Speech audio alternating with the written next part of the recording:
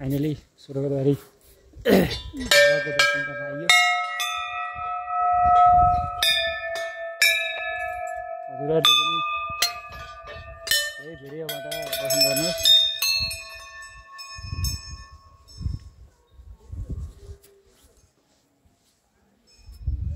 यहाँ नयाँ मन्दिर बन्दै रहेछ होला, निर्माणित अवस्थामा छ।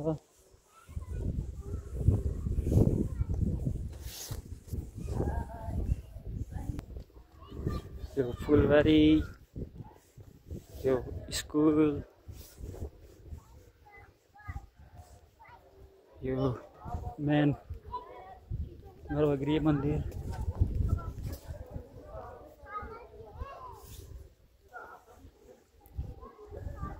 घाम लागेको भएर अलिक भिडियो कालो आउन सक्छ, त्यसको लागि क्षमा प्राप्ति छु। ल यो तीर्थस्थलको दर्शन गर्नुहोस्। तरकारी बारी रहेछ यस्तो राम्रो। यो विद्यापीठ।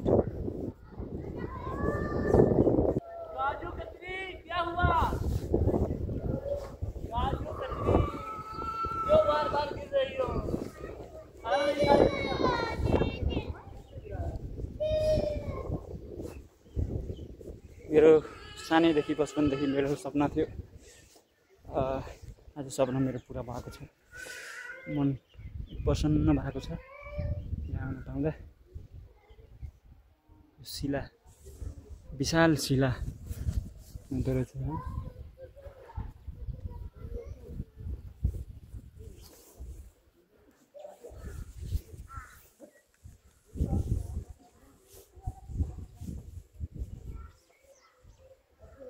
आज त्यस्तो भिडभाड छैन, मन्दिर बन्द भइसकेको रहेछ। म यहाँ टेक्न पाएँ, म त्यसैमा एकदम अहोभाग्य ठान्छु। मेरो जन्म सफल भएको मलाई अनुभूति भएको छ।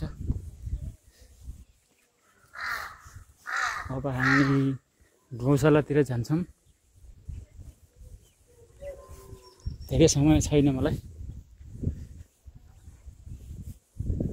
सानो भिडियो बनाउँछु म। अहिले फेरि अझै भैरवा पुग्नु छ।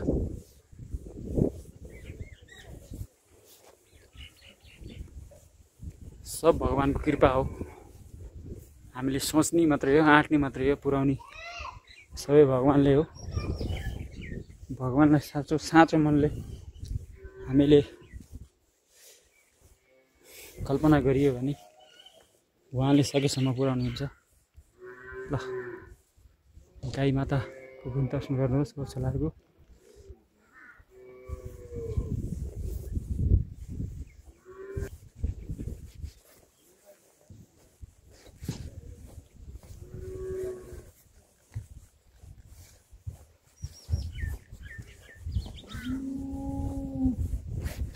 मलाई सानैदेखि मन्दिरहरूमा, तीर्थस्थलहरूमा दर्शन गर्ने, जाने एकदमै सानैदेखिको मेरो बानी, एउटा इच्छा चाहना। मेरो पहुँचले पुगेसम्म मैले पूजा पद्धति केही थाहा नभए पनि त्यो स्थानमा, जुन स्थानमा भगवानको बास छ त्यहाँ पुग्न पाए मलाई आत्मसन्तुष्टि हुन्छ। आत्मसन्तुष्टि नै ठुलो कुरा हो। यो संसारमा कोही खुसी छैन, कसैलाई के को तनाव छ, कसैलाई के को तनाव छ। गरिबलाई धनी हुने सपना, धनीलाई अझै कसरी पैसा कमाऊँ भन्ने, एकदम निम्न स्तरलाई बिहान खाएँ साँझ के खाने भन्ने चिन्ता। यो संसारमा कोही मनुष्य, कोही जीव जन्तु सन्तुष्ट छैन। यता जान पाइन्छ सर? त्यसो हुँदाखेरि सबभन्दा ठुलो आत्मसन्तुष्टि हो यहाँ।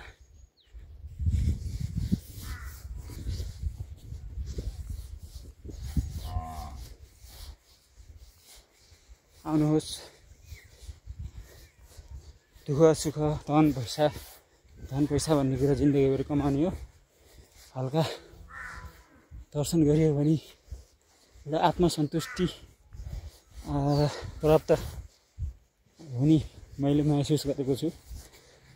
जिन्दगीमा के लिएर आइयो के लिएर जानियो मात्र एउटा जिन्दगी चलाउने हो। अरू जिन्दगी कटाउने हो। सकेसम्म ल माथिबाट यो दृश्य हेर्नुहोस्। सबै रित्तै आएको हो, रित्तै नै जाने हो। यो सत्य हो। तेरो मेरो भनी अर्काको रिस राग गर्यो केही हुनेवाला छैन। सके राम्रो गर्ने, कसैको लागि कसैको राम्रो गरौँ, राम्रो सोचौँ। नसके कुबल हो, रिस राग कहिले पनि कसैलाई पनि नगरौँ। एकमुठी सास कुनै बेला फुस्स जान्छ, जिन्दगी खतम। जे गर्ने हो बाँचुन्जेली गर्ने हो। ल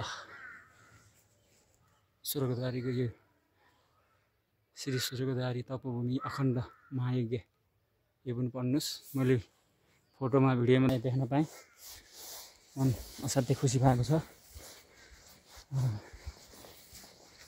त्यस्तै हो। ओहो हेर्नुहोस् त यो सागबारी, यो साग हो, सबै साग। त्यत्तिकै स्वर्ग ए होइन उता ए ल स्वर्गद्वारी नाम राखेको रहन्छ। एकदम मन आनन्द, सम्पूर्ण थकान खतम भएको अनुभूति हुँदो रहेछ। रोग व्यथा दुःख पीडा सब बिर्सिँदो रहेछ।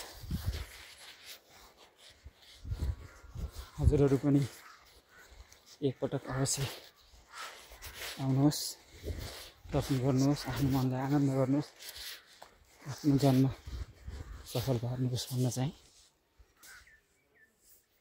भन्दै यो छोटो भिडियोबाट टाढिन चाहिँ। जय स्वर्गद्वारी बाबा रक्षा गर्नुहोस्।